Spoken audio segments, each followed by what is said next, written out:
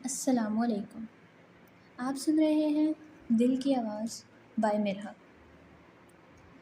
کل ہم نے اس کہانی میں ماما اور جویریہ کے درمیان ہونے والی گفتگو کے بارے میں پڑھا اور معز اور اس کے چھوٹے بھائی کے درمیان ہونے والی لڑائی کے بارے میں پڑھا۔ آج ہم اس سے کہانی کو آگے لے کر چلیں گے، تو چلیے چلتے ہیں اس سفر پر دل کی آواز کے ساتھ۔ مسز سما نتھارچرز نے دوسری رو میں کھڑکی کے ساتھ پہلی کرسی پر بیٹھے ہوئے اس لڑکے کو چوتھی بار گھورا۔ وہ اس وقت بھی بڑی بے نیازی سے کھڑکی سے باہر دیکھنے میں مصروف تھا۔ وقتاً فوقتاً وہ باہر سے نظریں ہٹاتا، ایک نظر مسز سما نتھار کو دیکھتا، اس کے بعد پھر اسی طرح باہر جھانکنے لگتا۔ اسلام آباد کے ایک غیر ملکی اسکول میں وہ آج پہلے دن اس کلاس کی بیالوجی پڑھانے کے لیے آئی تھی۔ وہ ایک ڈپلومیٹ کی بیوی تھی اور کچھ دن پہلے ہی اسلام آباد اپنے شوہر کے ساتھ آئی تھی۔ ٹیچنگ ان کا پروفیشن تھا اور جس ملک میں ان کے شوہر کی پوسٹنگ ہوئی وہ وہاں سفارت خانے سے منسلک اسکولز میں پڑھاتی رہی۔ ہفتے سے پہلے بیالوجی پڑھانے والی ٹیچر مسز میرین کی اسکیم آف ورک کو ہی جاری رکھتے ہوئے انہوں نے کلاس کے ساتھ کچھ ابتدائی تعارف اور گفتگو کے بعد دل اور نظام دوران خون کی ڈائیگرام رائٹنگ بورڈ پر بناتے ہوئے اسے سمجھانا شروع کیا۔ ڈائیگرام کی وضاحت کرتے ہوئے انہوں نے اس لڑکے کو کھڑکی سے باہر جھانکتے ہوئے دیکھا۔ پرانی ٹیکنیک کا استعمال کرتے ہوئے اپنی نظریں اس لڑکے پر مرکوز رکھتے ہوئے انہوں نے اچانک بولنا بند کر دیا۔ کلاس میں ایک دم خاموشی چھا گئی۔ اس لڑکے نے سر گھما کر اندر دیکھا۔ مسز سما نتھارچرز سے اس کی نظریں ملی۔ مسز سما نتھار مسکرائی اور ایک بار پھر انہوں نے اپنا لیکچر شروع کر دیا۔ کچھ دیر تک انہوں نے اسی طرح بولتے ہوئے اپنی نظریں اس لڑکے پر رکھی جو اب اپنے سامنے پڑی نوٹ بک پر کچھ لکھنے میں مصروف تھا۔ اس کے بعد مسز سما نتھار نے اپنی توجہ کلاس میں موجود دوسرے اسٹوڈنٹس پر مرکوز کر لی۔ ان کا خیال تھا وہ خاصا شرمندہ ہو چکا ہے، دوبارہ باہر نہیں دیکھے گا، مگر صرف 2 منٹ کے بعد انہوں نے اسے ایک بار پھر کھڑکی سے باہر متوجہ دیکھا۔ وہ ایک بار پھر بولتے بولتے خاموش ہو گئی۔ بلا توقف اس لڑکے نے گردن موڑ کر پھر ان کی طرف دیکھا۔ اس بار مسز سما نتھار مسکرائی نہیں بلکہ قدرے سنجیدگی سے اسے دیکھتے ہوئے ایک بار پھر لیکچر دینا شروع کر دیا۔ چند لمحے گزرنے کے بعد انہوں نے رائٹنگ بورڈ کو دیکھنے کے بعد دوبارہ اس لڑکے کو دیکھا تو وہ ایک بار پھر کھڑکی سے باہر کچھ دیکھنے میں مصروف تھا۔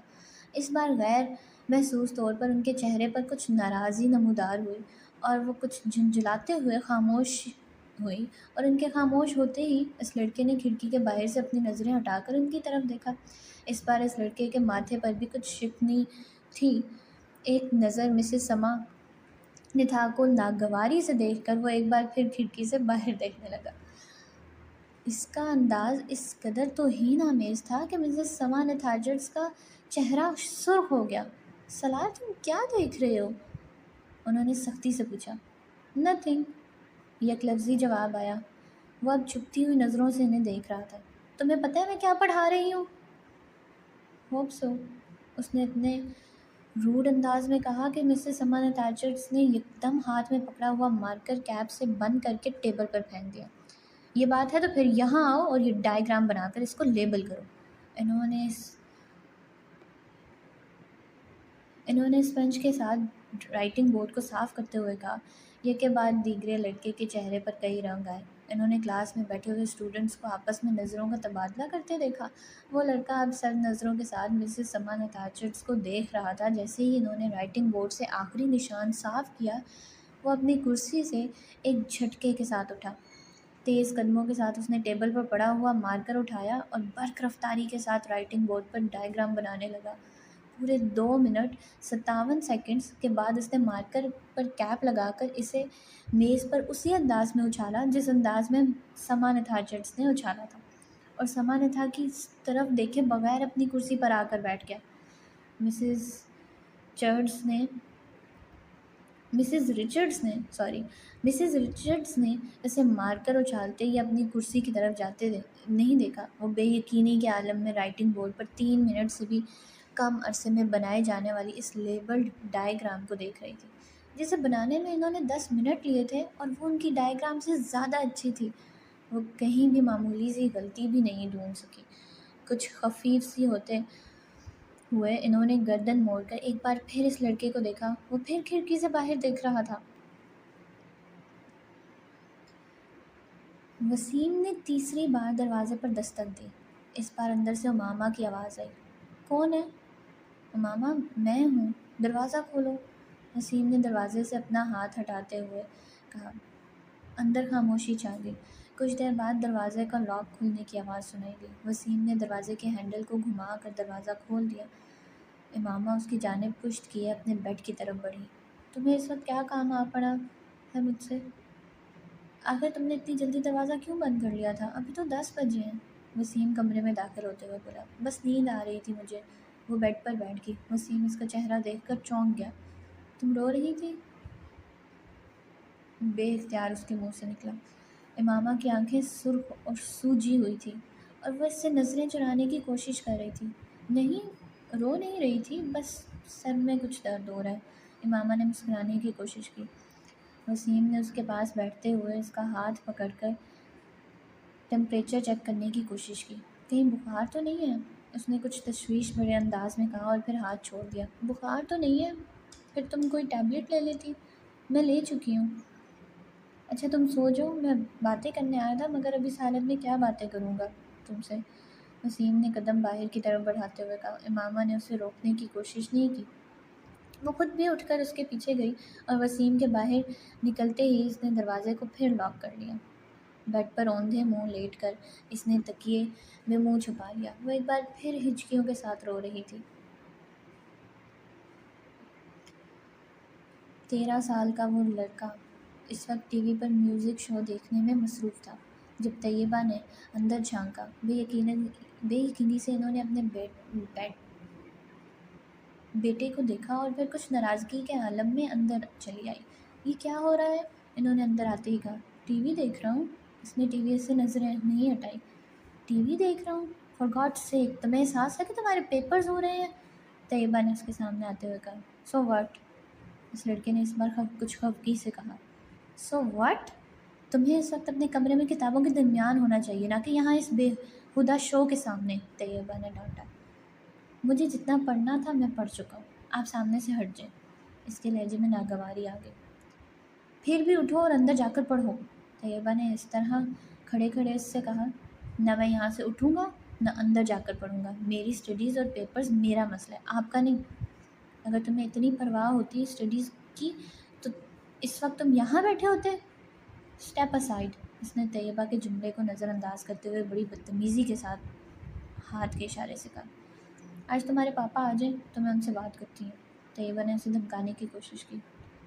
ابھی بات کر لیں، کیا ہوگا؟ پاپا کیا کر لیں گے؟ جب میں آپ کو بتا چکا ہوں کہ مجھے جتنی تیاری کرنی ہے میں نے کر لی ہے، تو پھر آپ کو کیا مسئلہ ہے؟ یہ تمہارے سالانہ امتحان ہے، تمہیں احساس ہونا چاہیے اس بات کا، طیبہ نے یکدم اپنے لہجے کو نرم کرتے ہوئے کہا۔ میں کوئی 2-4 سال کا بچہ نہیں ہوں کہ میرے آگے پیچھے پھرنا پڑے آپ کو۔ میں اپنے معاملات میں آپ سے زیادہ سمجھدار ہوں، اس لیے 3rd کلاس قسم کے جملے مجھ سے مت بولا کریں۔ ایگزامز ہو رہے ہیں، اسٹڈیز پر دھیان دو، اس وقت تمہیں اپنے کمرے میں ہونا چاہیے۔ میں تمہارے فادر سے بات کروں گی۔ واٹ اے ربش! وہ بات کرتے کرتے غصے میں صوفے سے اٹھ کر کھڑا ہو گیا۔ ہاتھ میں پکڑا ہوا ریموٹ اس نے پوری قوت سے سامنے والی دیوار پر دے مارا اور پاؤں پٹکتا ہوا کمرے سے نکل گیا۔ طیبہ کچھ بے بسی اور خفت کے عالم میں اسے کمرے سے باہر نکلتا ہوا دیکھتی رہی۔ فرانس نے اپنے ہاتھ میں پکڑے پیکٹ میز پر رکھتے ہوئے ایک نظر ہال میں دوڑائی۔ پیپر شروع ہونے میں ابھی 10 منٹ باقی تھے اور ہال میں موجود اسٹوڈنٹس کتابیں، نوٹس اور نوٹ بکس پکڑے تیزی سے صفحے آگے پیچھے کرتے ان پر آخری نظریں ڈال رہے تھے۔ ان کی جسمانی حرکات سے ان کی پریشانی اور اضطراب کا اظہار ہو رہا تھا۔ فلومینا فرانس کے لیے یہ ایک بہت مانوس سین تھا۔ پھر ان کی نظریں ہال کے تقریباً درمیان میں بیٹھے ہوئے سالار پر جا ٹھہریں۔ 25 اسٹوڈنٹس میں اس وقت وہ واحد اسٹوڈنٹ تھا جو اطمینان سے اپنی کرسی پر ٹانگ رکھے بیٹھا تھا۔ ایک ہاتھ میں اسکیل پکڑے آہستہ آہستہ سے اسے اپنے جوتے پر مارتے ہوئے وہ اطمینان سے ادھر ادھر دیکھ رہا تھا۔ فلومینا کے لیے یہ سین بھی نیا نہیں تھا۔ اپنے 7 سالہ کیریئر میں انہوں نے پیپرز کے دوران سالار کو اسی بے فکری اور لاپرواہی کا مظاہرہ کرتے پایا تھا۔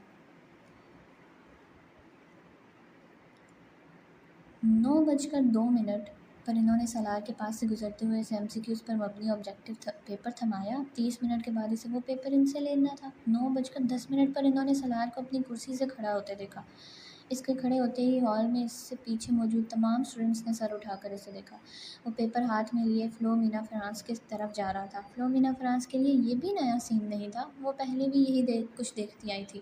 30 منٹ میں حل کیا جانے والا پیپر وہ 8 منٹ میں حل کر کے ان کے سر پر کھڑا تھا۔ پیپر کو دوبارہ دیکھ لو، انہوں نے یہ جملہ اس سے نہیں کہا۔ وہ جانتی تھی اس کا جواب کیا ہوگا، میں دیکھ چکا ہوں۔ وہ اگر اسے ایک بار پھر پیپر دیکھنے پر مجبور کرتی تو وہ ہمیشہ کی طرح پیپرز لے کر جا کر اپنی کرسی کے ہتھے پر رکھ کر بازو سینے پر لپیٹ کر بیٹھ جاتا۔ انہیں یاد نہیں تھا کبھی اس نے ان کے کہنے پر پیپر کو دوبارہ چیک کیا ہو، اور وہ یہ تسلیم کرتی تھی کہ اسے اس کی ضرورت بھی نہیں تھی۔ اس کے پیپر میں کسی ایک بھی غلطی کو ڈھونڈنا بہت مشکل کام تھا۔ انہوں نے ایک ہلکی سی مسکراہٹ کے ساتھ اس کے ہاتھ سے پیپر پکڑ لیا۔ تم جانتے ہو سالار، میری زندگی کی سب سے بڑی تمنا کیا ہے؟ انہوں نے پیپر پر نظر ڈالتے ہوئے کہا کہ میں تمہیں 30 منٹ کا پیپر 30 منٹ کے بعد سبمٹ کرواتے ہوئے دیکھوں۔ وہ ان کی بات پر خفیف سے انداز میں مسکرایا۔ آپ کی یہ خواہش اس صورت پوری ہو سکتی ہے میم، اگر میں یہ پیپر 150 سال کی عمر میں حل کرنے بیٹھوں۔ نہیں، میرا خیال ہے 150 سال کی عمر میں تم یہ پیپر 10 منٹ میں کرو گے۔ اس بار وہ ہنسا اور واپس مڑ گیا۔ فلومینا فرانس نے ایک نظر اس کے پیپر کے صفحات کو الٹ پلٹ کر دیکھا۔ ایک سرسری سی نظر بھی انہیں یہ بتانے کے لیے کافی تھی کہ وہ اس پیپر میں کتنے نمبر گنوائے گا۔ 0۔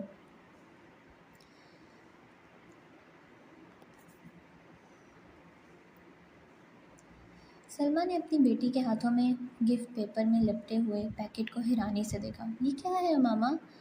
تم تو مارکیٹ گئی تھی، شاید کچھ کتابیں لینی تھی تمہیں؟ ہاں امی، مجھے کتابیں ہی لینی تھی، مگر کسی کو تحفے میں دینے کے لیے۔ کس کو تحفہ دینا؟ وہ لاہور میں ایک دوست ہے میری، اس کی سالگرہ ہے، اس کے لیے خریدا ہے۔ کورئیر سروس کے ذریعے بھجوا دوں گی کیونکہ مجھے تو ابھی یہاں رہنا ہے۔ لاؤ پھر مجھے دے دو، یہ پیکٹ میں وسیم کو دوں گی، وہ بھجوا دے گا۔ نہیں امی، میں ابھی نہیں بھجواؤں گی، ابھی اس کی سالگرہ کی تاریخ نہیں آئی۔ سلمیٰ کو لگا جیسے وہ یکدم گھبرا گئی۔ انہیں حیرانی ہوئی، کیا یہ گھبرانے والی بات تھی؟ 3 سال پہلے ماما کی وجہ سے انہیں بہت زیادہ پریشانی کا سامنا کرنا پڑا تھا، انہیں اور ان کے شوہر ہاشم کو۔ وہ تب اپنی بیٹی کے بارے میں بہت فکر مند تھی، اور ہاشم ان سے زیادہ، مگر پچھلے 3 سال میں سب کچھ ٹھیک ہو گیا تھا۔ وہ دونوں اب اس کی طرف سے مکمل طور پر مطمئن تھے، خاص طور پر اسجد سے اس کی نسبت طے کر کے۔ وہ جانتی تھی ماما اسجد کو پسند کرتی ہے، اور صرف وہی نہیں، اسجد کو کوئی بھی پسند کر سکتا تھا، وہ ہر لحاظ سے ایک اچھا لڑکا تھا۔ وہ یہ بھی جانتی تھی کہ وہ اسجد سے نسبت طے ہونے پر بہت خوش ہوئی تھی۔ اسجد اور اس کے درمیان پہلے بھی خاصی دوستی اور بے تکلفی تھی، مگر بعض دفعہ انہیں لگتا جیسے وہ وقت گزرنے کے ساتھ ساتھ بہت چپ ہوتی جا رہی ہے۔ وہ پہلے ایسی نہیں تھی۔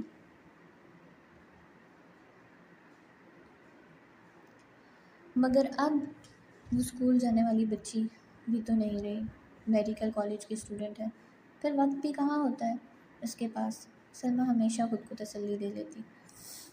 وہ ان کی سب سے چھوٹی بیٹی تھی، بڑی دونوں بیٹیوں کی وہ شادی کر چکی تھی، ایک بیٹی کی بھی شادی کر چکی تھی، جبکہ وہ بیٹے اور ماما غیر شادی شدہ تھے، 2 بیٹے اور ماما۔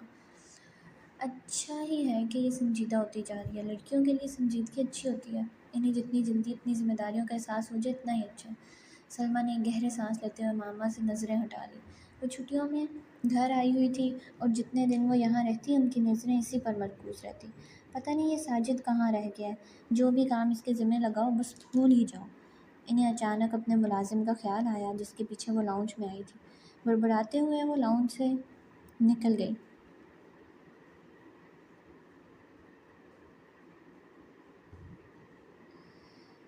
یہ نیو ایئر نائٹ تھی، نیا سال شروع ہونے میں 30 منٹ باقی تھے۔ 10 لڑکوں پر مشتمل 14-15 سال کے لڑکوں کا وہ گروپ پچھلے 2 گھنٹے سے اپنے موٹر سائیکلز پر شہر کی مختلف سڑکوں پر اپنے کرتب دکھانے میں مصروف تھا۔ ان میں سے چند نے اپنے ماتھے پر چمکدار بینڈز बांधे हुए थे, जिन पर नए साल के हवाले से मुख्तलिफ पैगामात दर्ज थे। वो लोग 1 घंटा पहले पोश इलाके की एक बड़ी सुपरमार्केट में मौजूद थे और वहाँ वो मुख्तलिफ लड़कों पर आवाज़ें कसते रहे थे। अपनी बाइक्स पर सवार अब मुख्तलिफ पर चक्कर लगा रहे थे। इनके पास फायर क्रैकर्स मौजूद थे, जिन्हें वो वक्तन फ़वक्तन चला रहे थे। 11:15 पर वो जिम खाने के बाहर मौजूद थे, जहाँ पार्किंग लॉट गाड़ियों से भर चुका था। ये गाड़ियाँ इन लोगों की थी जो जिम खाने में नए साल के सिलसिले में होने वाली एक पार्टी में आए थे। इन लड़कों के पास भी इस पार्टी के दावती कार्ड मौजूद थे, क्योंकि इनमें से तकरीबन तमाम के वालिदैन जिम खाना के मेंबर थे। वो लड़के अंदर पहुँचे तो 11:55 हो रहे थे। चंद मिनटों बाद डांस फ्लोर समेत तमाम जगहों की लाइट्स ऑफ हो जानी थी और उसके बाद बाहर लॉन में आतिशबाजी की एक मुजाहरा के साथ नया साल शुरू होने पर लाइट्स ऑन होना थी। और इसके बाद तकरीबन तमाम रात वहाँ रक्स के साथ साथ शराब पी जाती, जिसका एहतमाम नए साल की इस तकरीब के लिए जिम खाना के इंतज़ामिया ख़ास तौर पर करती थी। लाइट्स ऑफ होते ही वहाँ एक तूफ़ान बदतमीज़ी का आगाज़ हो जाता था और वहाँ मौजूद लोग इसी तूफ़ान बदतमीज़ी के लिए वहाँ आए थे। 15 साला वो लड़का भी 10 लड़कों के इस ग्रुप के साथ आने के बाद इस वक्त डांस फ्लोर पर रॉक बीट पर डांस कर रहा था। डांस में इसकी महारत काबिल दीद थी। 12 बजने में 10 सेकंड्स रह जाने पर लाइट्स ऑफ हो गई और ठीक 12 बजे लाइट्स यकदम दोबारा ऑन कर दी। अंधेरे के बाद सेकंड्स गिनने वालों की आवाज़ें अब शोर और खुशी के कहकों और चीखों में बदल गई थी। चंद सेकंड्स पहले थम जाने वाला म्यूज़िक एक बार फिर बजाया जाने लगा। वो लड़का अब अपने दोस्तों के साथ बाहर पार्किंग में आ गया, जहाँ बहुत से लड़के अपनी अपनी गाड़ियों के हॉर्न बजा रहे थे। इन्हीं लड़कों के साथ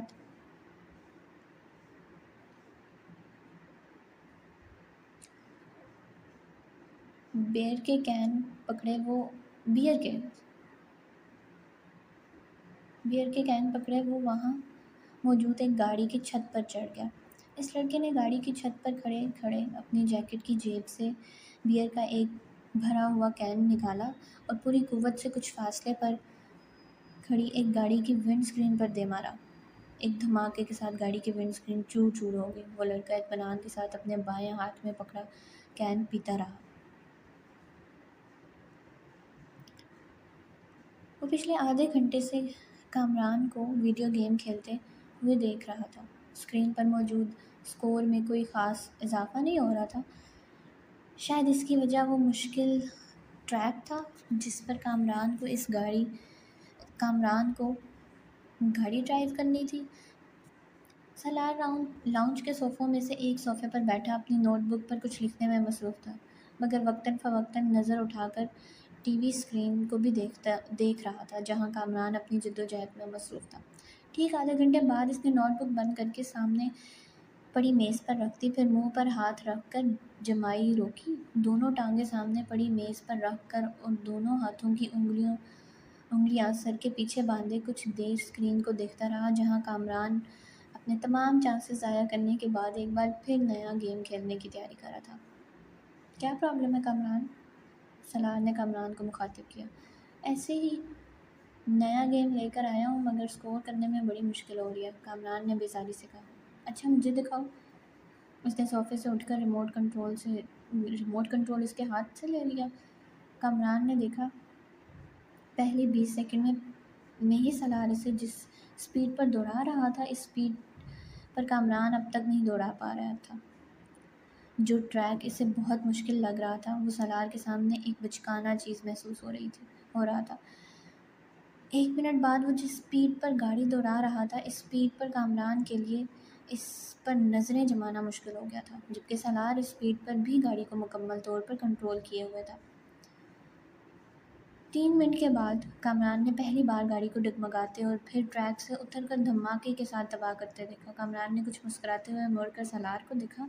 गाड़ी क्यों तबाह हुई थी?